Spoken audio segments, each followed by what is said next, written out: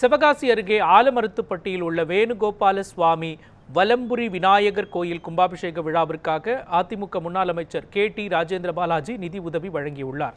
அதிமுக முன்னாள் அமைச்சரும் விருதுநகர் மேற்கு மாவட்ட செயலாளருமான KT ராஜேந்திர பாலாஜி கோயில் திருப்பணிகள் மற்றும் கும்பாபிஷேக விழாவிற்கு தொடர்ந்து பல்வேறு நிதி உதவி வழங்கி வருகிறார்.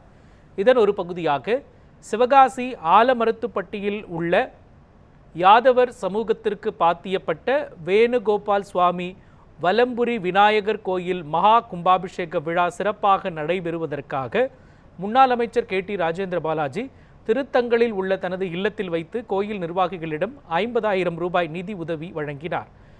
நிதி உதவி பெற்றுக்கொண்ட கோயில் நிர்வாகிகள் மற்றும் அப்பகுதி மக்கள் மனதார அவருக்கு நன்றி தெரிவித்தனர்.